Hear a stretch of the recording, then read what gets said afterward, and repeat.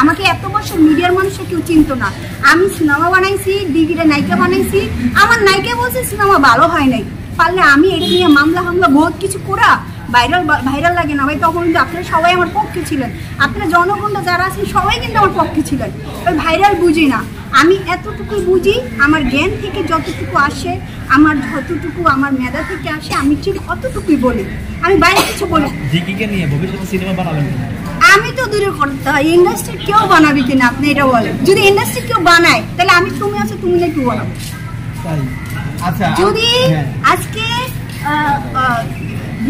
দিদির বাবা সবাই ভাই তোমরা যাই বলো, নতুন একটা মেয়ে নিছি, আমি তাকে টাকা পর্যন্ত দিছি, তার সাথে আমার 3 লাখ টাকা কন্ট্যাক্ট হয়েছে, আমি তাকে 2 লাখ টাকা দিছি, বলছি আর 1 লাখ টাকা তুমি কাজ শেষ করবা আমি তোমাকে দিব।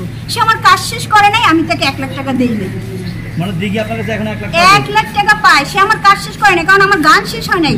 আমি কিন্তু গান টাইটা ছিল লাগাইছি, আমার যে টাইটেল গানটা যেটা আছে সেটা কিন্তু আমার কাছে করে লাগানো হয়েছে, কারণ এটা নিয়ে আমি তাকে অনেকবার তাকে আমি নোটিশ পাঠিয়েছি। আমার পরিচালক তার কাছে অনেকবার বলছে যে তুমি কাজটা শেষ করে দাও, কিন্তু সে শেষ করেনি। তো এই 1 লাখ টাকা দেননি দেখে কি বলছে যে ছবি ভালো বললেন? আরে না পাগল, 1 লাখ টাকা তো কাজই করে নাই। কিন্তু শুনেন, আচ্ছা এই যে আপনি একটা কথা বলছেন না 1 লাখ টাকা পাই নাই দেখি কি বলছে নাকি? আচ্ছা এমনও তো হইতে পারে যে তার এখানে স্বার্থটা অন্যটা ছিল, 1 লাখ টাকার বেশি কিছু সে পাইছে, এই জন্য আমার কাজটাও করে নাই আর সিনেমাটা নিয়ে বাজে মন্তব্য করছে। আপনার কাছে কি মনে হয়? সে একজন সিনেমা নায়িকা, সে তো ভালো করে জানে, কারণ সে যদি আননোন পারসন হইতো একটা কথা ছিল, সে যদি উড়ে এসে জুড়া বসতো তাও একটা কথা ছিল। সে তো ফিল্মে অনেক কাজ করছে, সে তো পুরো পাকা, সে তো পাকা খেলোয়াড়। আপনি পাকা খেলোয়াড়ের কাছে কি কাঁচা খেলোয়াড় দিয়ে কিছু পাবে? আপনারা দেখেন একে একে 2 জন হিরো আমার সিনেমা থেকে বাদ হয়ে গেছে, আসলো তার সাথে ঘুরতে গেল, পরের দিন এসে নায়ক বলতেছে আসলে কাজটা আমার পক্ষে করা সম্ভব না এটাও বলে নাই, কিন্তু আকার ইঙ্গিতে বুঝেছে অনেক কিছু।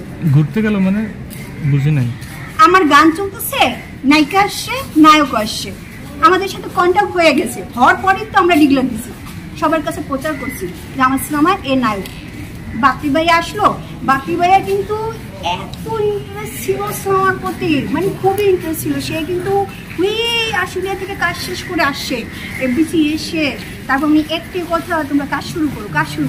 আরে ভাই যেই ছেলে এত পটাইছো কাজের জন্য, ওই ছেলেটা আসলো, আমাদের গান শুরু হইলো, তারা কি করলো নায়ক নায়িকার একসাথে বের হয়ে গেল।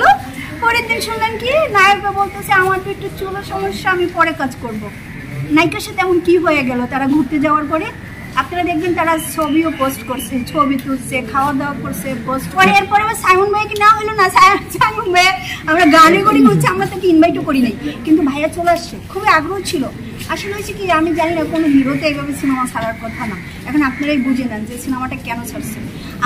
আমার বোঝার দরকার ছিল যে ওই মেয়েটার ব্যাড লাক, কারণ ওর যদি তখন এই ব্যাড লাক না হতো আমার 60-70 লাখ টাকা কিন্তু আজকে আমার লস হতো না।